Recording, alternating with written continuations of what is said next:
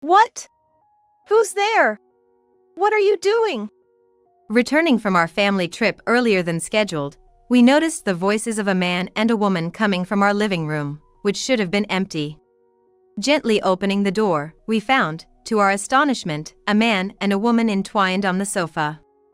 I was frozen, shivering with a coldness that engulfed me, even as sweat poured out all over my body. Then, the man called out a woman's name, and she responded with a moan of pleasure to his call. That name and that voice, it was familiar. Suppressing the urge to cover my ears, I peeked through the door gap at the couple again.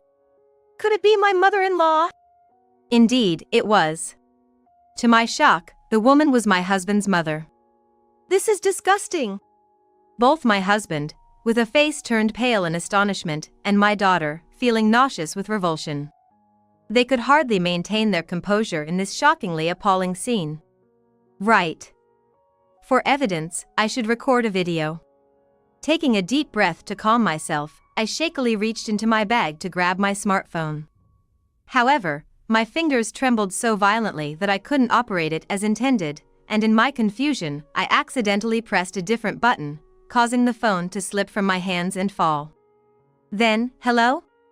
Sally? What's going on? I heard my father-in-law's voice from the phone on the floor. The button I had accidentally pressed. The fate of a man and woman lost to their desires was not one of ideal pleasure but a world so tragic that everyone would turn their eyes away. If only they had realized this a bit sooner, the future for these two might have been different. My name is Sally. I am a nurse who, 20 years ago, met and married my husband, a pharmaceutical sales representative, at the hospital where I worked. Thanks to my supportive husband, who was always willing to help with household chores and childcare, I was able to balance work and family life, leading a peaceful existence. My in-laws, who lived nearby, always looked out for me, living away from my own parents, and wanted me to rely on them just like my real parents, showing their concern for me since the beginning of our marriage. Our relationship with my in-laws was excellent, and it wouldn't be an exaggeration to say that my life was smooth sailing. They were indeed my benefactors. They were understanding of our working situation, especially my mother-in-law, who was very cooperative.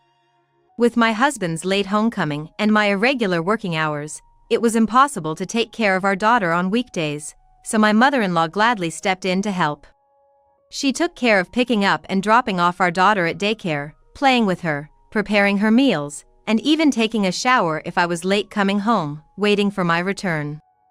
I was so grateful to my mother-in-law, no amount of thanks could suffice.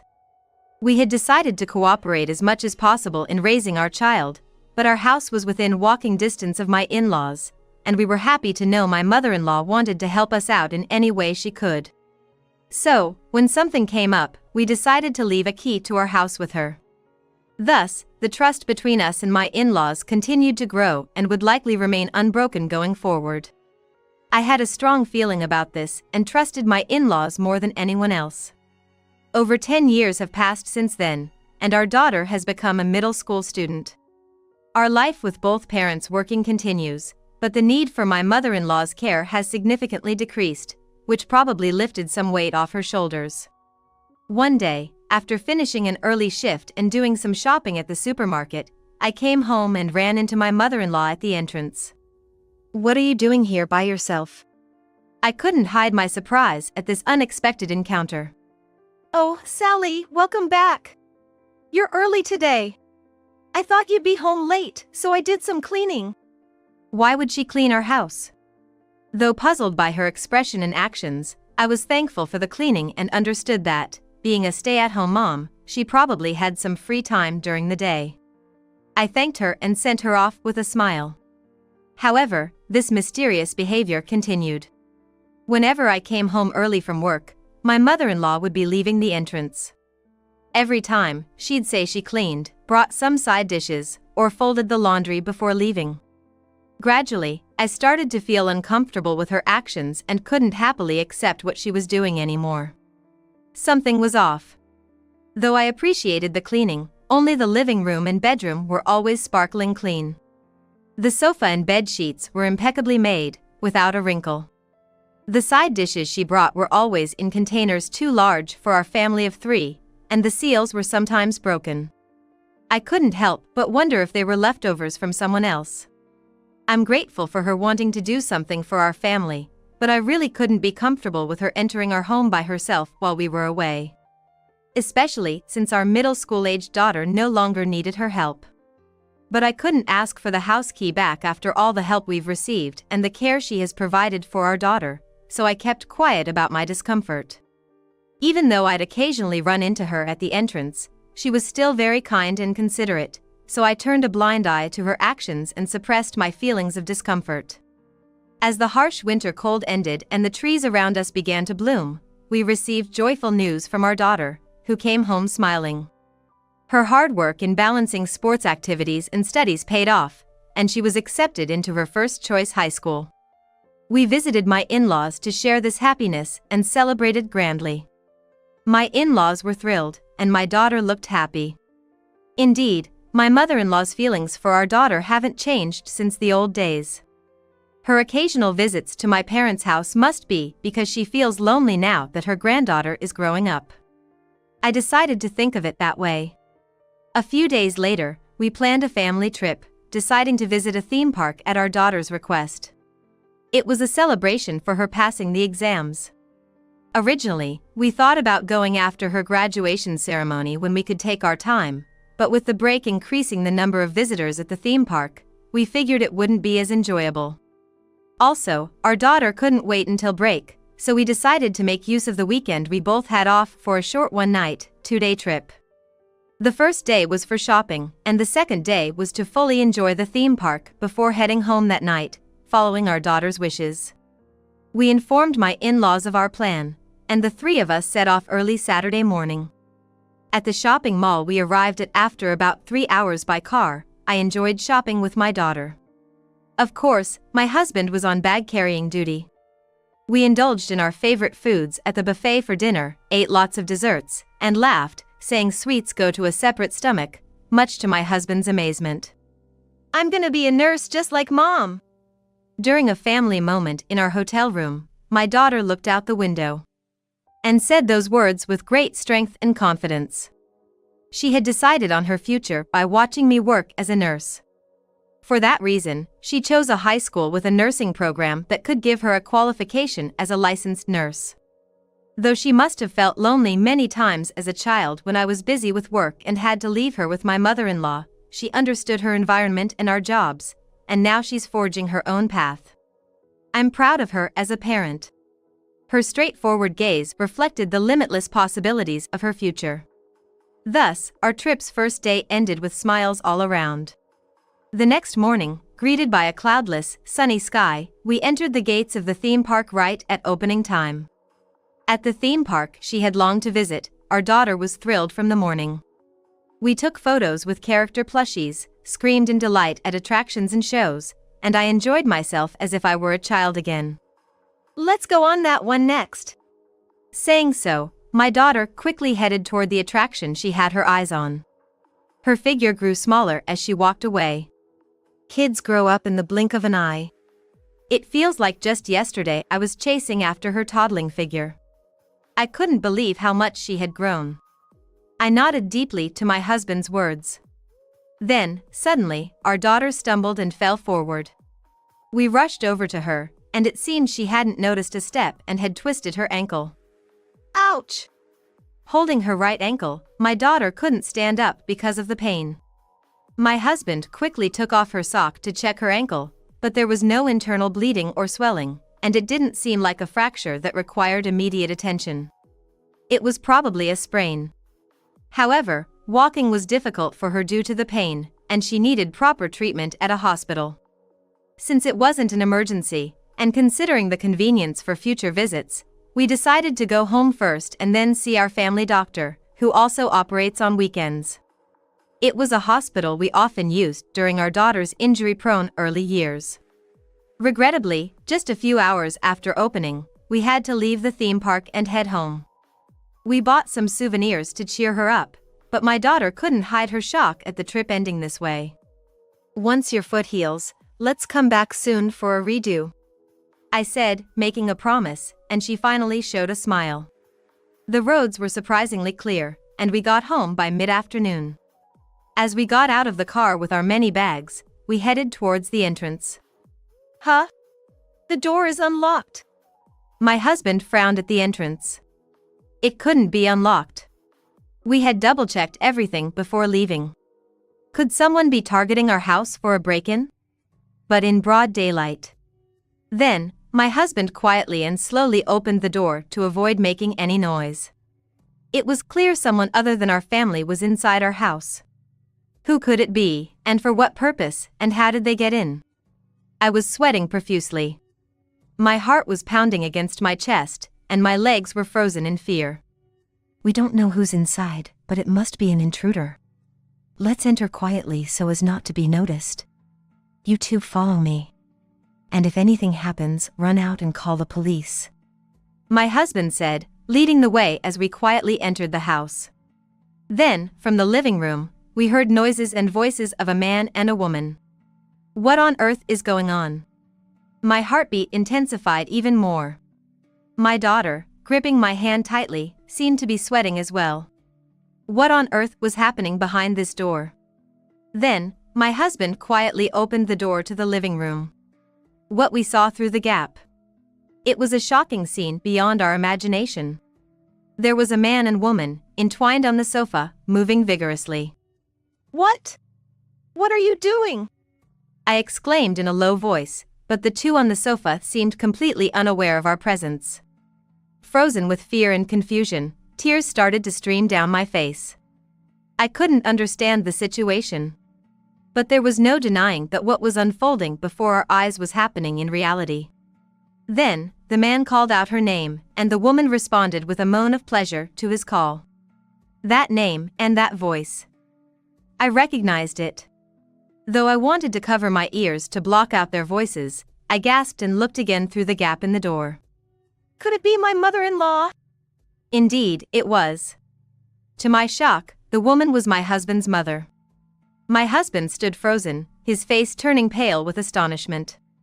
What are you doing in someone else's house? Shaking with tension and surprise, I shouted as loudly as I could. However, the two were so engrossed in their own world that my voice didn't reach them. Upon closer inspection, I noticed their clothes scattered on the floor. What's this? I was even more shocked. Bright red underwear and a flashy dress. Given the situation, these had to belong to my mother-in-law. But my mother-in-law is turning 65 this year, wearing such flashy items. Faced with this unbelievable reality, a chill ran down my spine, and I shivered. This is disgusting. Then, my daughter covered her mouth with her hand. I shouldn't have let my daughter witness such a shocking scene. And my husband, unable to hide his shock, behaved suspiciously, as if his soul had left his body. It was understandable. Considering both their physical and emotional states, I suggested they go upstairs to rest a bit while I handled the situation here, and they slowly ascended the stairs. Peeking into the living room again, the fervor between my mother-in-law and the man had reached its climax. What should I do? Does my father-in-law know about this? No, he couldn't possibly. My in-laws always seemed so loving in front of us. The thought that one of them could be having an affair never crossed my mind. That's it, I'll report this to my father-in-law. But first, I need to gather evidence. Trying to calm myself down amid extreme tension and turmoil, I managed to pull out my smartphone from my bag. I attempted to record a video, but my fingers trembled so much that I couldn't operate the screen properly. I need to record this quickly. My rush only led to more confusion, and I accidentally pressed a different button. Suddenly, the display on the screen changed, and in my panic, I dropped the smartphone. It made a sound as it hit the floor. Oops. I've noticed for sure. I held my breath and looked at them again. Fortunately, it seemed they hadn't noticed me at all. Then, hello? Sally? What's going on? Suddenly, I heard my father-in-law's voice. Shocked, I looked at the smartphone. My call had accidentally connected to a video call with my father-in-law. The button I had mistakenly pressed was for video calling. In my rush to inform him, I had accidentally called him. Hearing my father-in-law's kind voice brought back some calmness amidst my confusion, and I decided to tell him the truth. But my in-laws had such a good relationship. By revealing my mother-in-law's affair, I would be destroying the relationship between these two. Feeling sorry for my father-in-law, who would be the most shocked by this, I was torn between whether to inform him or keep silent. However, I couldn't bear the thought of my mother-in-law deceiving him and continuing this affair. I was hesitant to tell you, but what mother-in-law is doing is definitely not healthy. I can't forgive her. I picked up the smartphone from the floor and aimed its camera at the two on the sofa. Right now, she is having an affair in our home. And so, the live broadcast of my mother-in-law's affair began. On the other end of the phone, my father-in-law was speechless, unable to hide his surprise. I felt terribly sorry thinking about how he must be feeling.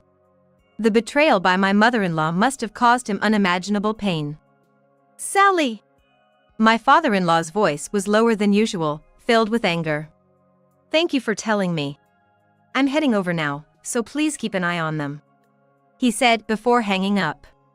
Anticipating a confrontation, I filmed the adulterous scene as evidence before heading back upstairs. My daughter had regained some composure, and her complexion had returned to normal. I told my husband, who was sitting next to our daughter, that my father-in-law was on his way, and we discussed supporting him through whatever storm was about to ensue. Leaving my daughter upstairs, my furious husband and I went back downstairs to check on my mother-in-law. The affair had ended, and the lover, as if he owned the place, opened our fridge and started drinking a beer with a casualness that made me nauseous. Hey! You're drinking again. I've told you not to just help yourself, my mother-in-law said in a sweet tone I had never heard before. The ease with which her lover rummaged through our kitchen struck me as profoundly odd. The two of them, completely unaware of our presence, lounged as if they were in their own home. They never imagined that the family supposed to be enjoying the theme park would be right behind the living room door. The two of them looked like a happy couple in a scene from a drama. Their moment of bliss, like a scene from a drama, was about to shatter with a loud noise. Then, the front door opened with a bang, and my father-in-law entered. My mother-in-law and her lover were startled by the noise. They finally noticed us. And my father-in-law, showing his anger, was the first to throw open the living room door and strode towards the two with determined footsteps. What are you doing? My father-in-law, who wasn't supposed to be there, along with us, the couple. Seeing us, my mother-in-law and her lover, in their underwear, were so surprised that their faces turned pale instantly. What is this disgraceful appearance? Get dressed immediately. My father-in-law yelled at my mother-in-law, then turned his gaze towards the lover. Then, the father-in-law suddenly showed a surprised expression and was left speechless. The lover was actually a direct subordinate from his company. He was a single man in his 30s who lived alone, and my father-in-law, who sometimes brought him home for meals, had a close personal and professional relationship with him. How could you? My father-in-law couldn't hide his shock. The betrayal by his wife and subordinate must have been devastating. Both of you sit down on the floor. Let's have a proper talk, said my husband, unable to contain his anger. After making my mother-in-law and her subordinate dress and sit down in Siza, my husband interrogated them fiercely. The two, sitting as told, looked down and kept silent. They were possibly trying to maintain their silence. But they must know they can't just walk away from this situation as if nothing happened. Don't just stay silent, say something. My husband's anger reached its peak, and he grabbed the subordinate by the collar. At that moment, stop. He's not to blame. It's all my fault. My mother-in-law suddenly broke down in tears. Whose tears are these supposed to be? Surely my father-in-law is the one who deserves to cry the most. My father-in-law, fists clenched and shaking, glared at my mother-in-law and her lover. Then, my mother-in-law slowly started to speak. However, her justification was incredibly selfish, further fueling our rage. It all started about 2 years ago when my father-in-law brought the subordinate home. As usual, my in-laws and the subordinate had a pleasant dinner together. Suddenly, my father-in-law received an urgent call from work and had to leave, leaving my mother-in-law and the subordinate alone. Overwhelmed by a sudden urge, my mother-in-law began to seduce the subordinate with sweet words. Having a preference for younger men, my mother-in-law had started to see the frequently visiting subordinate as a man. Initially, the subordinate was hesitant and refused my mother-in-law's advances, but having had little experience with women, he couldn't contain his excitement. Just this once, they thought, and thus they indulged in pleasure on the living room sofa. After that, my mother-in-law started calling the subordinate frequently. He had decided it would only happen once and refused to meet again, but my mother-in-law, making up excuses like just for tea or I have a present for you, gradually made it impossible for him to refuse, and they began to secretly meet in cafes. Each time they met at the cafe, my mother-in-law would get close to him and lead him to a hotel, excited. That was the nature of their ongoing relationship. Disgusting. It is the only word for it. Since 2 years ago. Could it possibly be? Suddenly, all of my mother-in-law's actions and the subordinate's familiarity with my home came flooding back to my mind. My mother-in-law, whom I'd run into at the entrance on my early shifts. Tracing back my memories, this all started about 2 years ago as well. You've been meeting here in this house, haven't you? The neatly made bed in the spotless bedroom, along with the living room sofa, were clean to perfection, not a single hair left behind. Additionally, there were more pre-purchased and open side dishes than for my family. There's no doubt they were spending time in this house until just before I returned. What do you think this house is? I yelled at my mother-in-law, trembling. A mix of anger and despair welled up inside me, and I couldn't stop the tears. My mother-in-law just looked down and quietly apologized. And her shameless excuses continued. Initially, the two spent their secret meetings in hotels. But as their meetings became more frequent and expenses piled up, my mother-in-law sought a cheaper place. When she happened upon the keys to our house, she knew she shouldn't use her son's home but had already lost her sense of reason. She scouted our house when we were away and chose it as their meeting spot. Checking my work schedule and shifts noted on the wall calendar, all the meticulous cleaning and the pre-purchased, open side dishes were nothing but camouflage. Realizing we were using furniture and eating leftovers from their secret meetings was utterly shocking, and I felt dizzy and nauseous. Reflecting on the past 2 years, the number of days my mother-in-law and the subordinate spent in our home was countless. My husband, pale, covered his face and sat down. Then, you promised me you wouldn't cheat again after crying and begging for my forgiveness that time. Was that all a lie? To think, at your age, with such a young man, pathetic. At those words, my husband and I were shocked and looked at my father-in-law. What on earth does this mean? As promised, it's divorce. I can't go on with you anymore. Just get out of this house. I later heard from my father-in-law that this wasn't the first time my mother-in-law had gone after younger men. There had been a similar affair in the past, which, upon discovery, had caused my father-in-law to explode in rage, to which my mother-in-law had tearfully apologized. They had promised never to engage in infidelity again and chose to rebuild their family.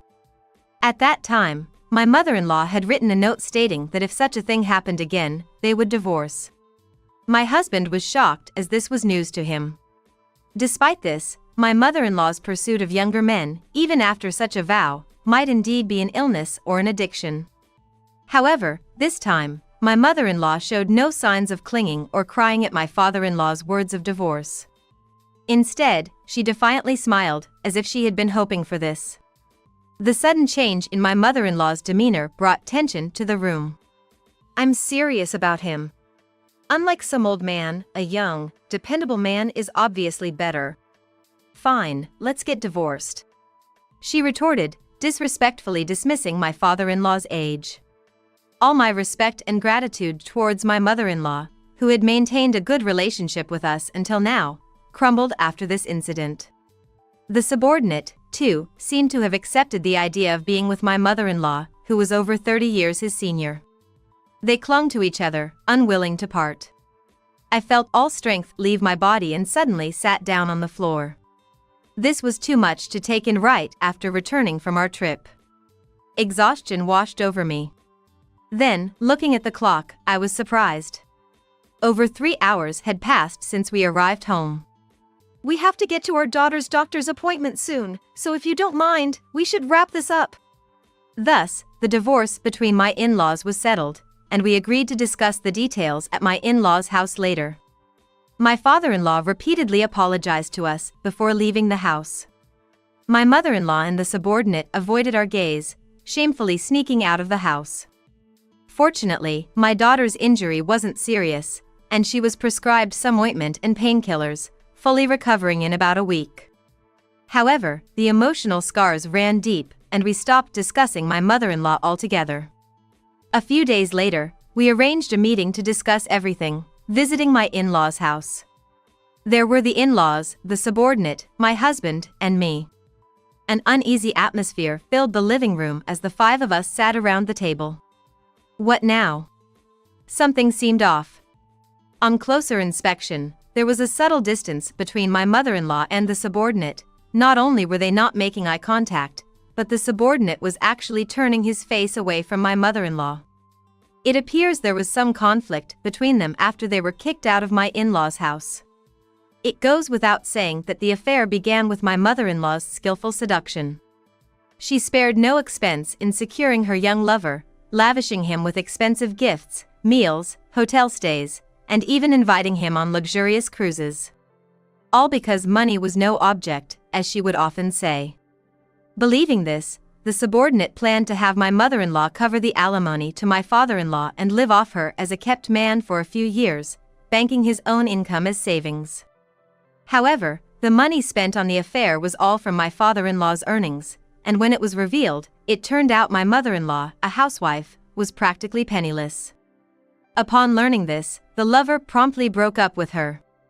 Rejected by her lover, my mother-in-law was trying hard to win back my father-in-law's attention for her survival. But it seems she could not shake my father-in-law's firm resolve, and the divorce seemed inevitable.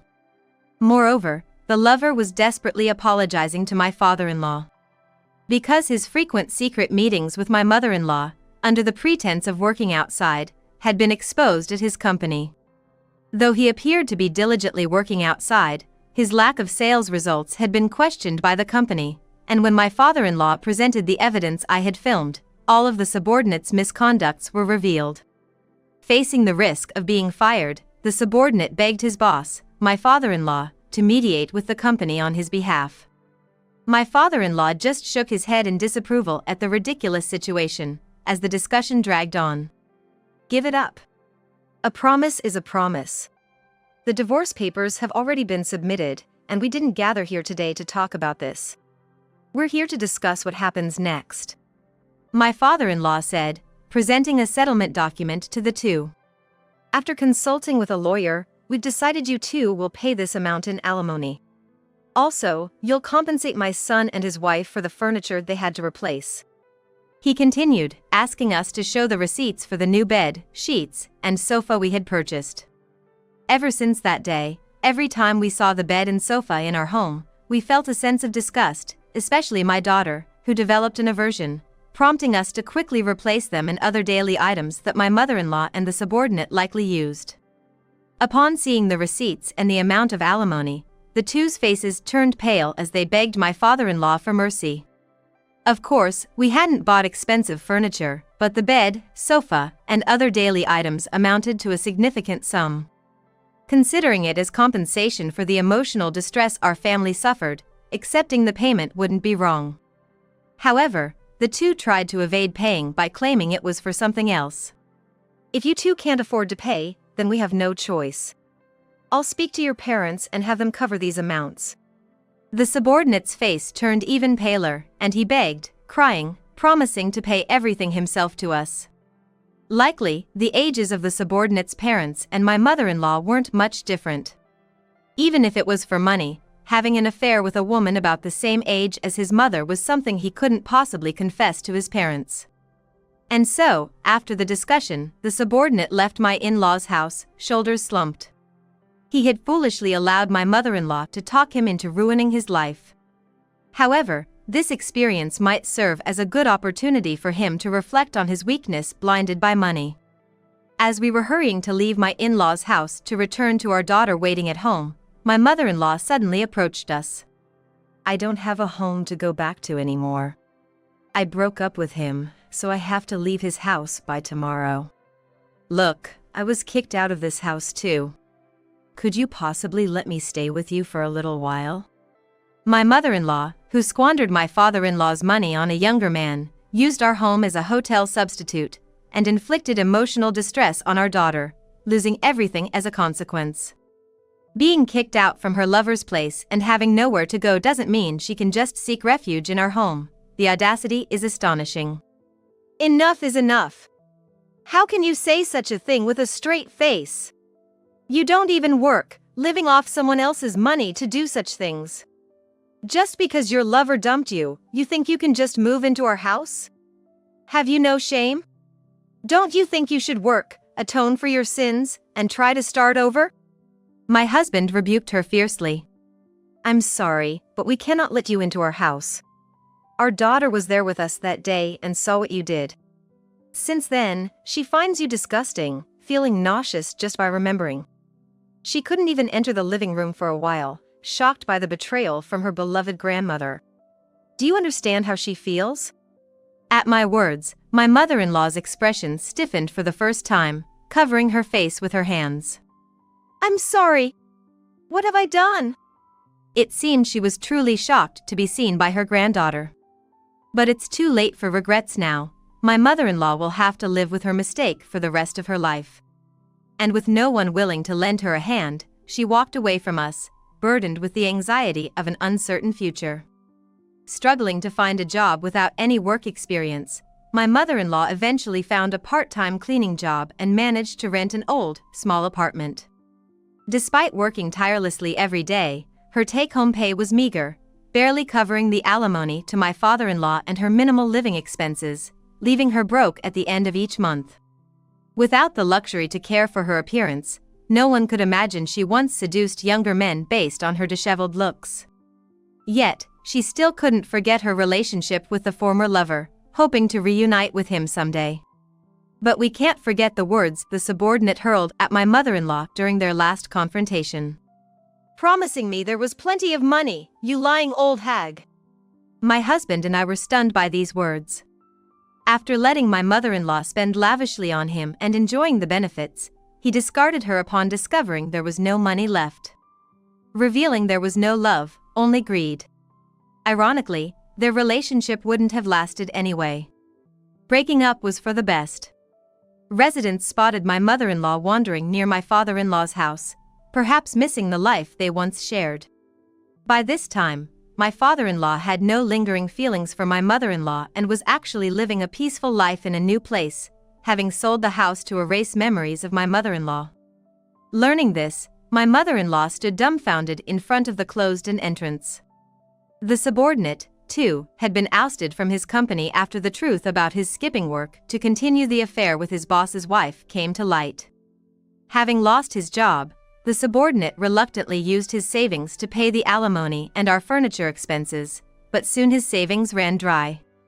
Even after finding a new job, driven by desperation and perhaps emboldened by his previous scheme with my mother-in-law, he started targeting older women, hoping to make a quick buck by exploiting his youth.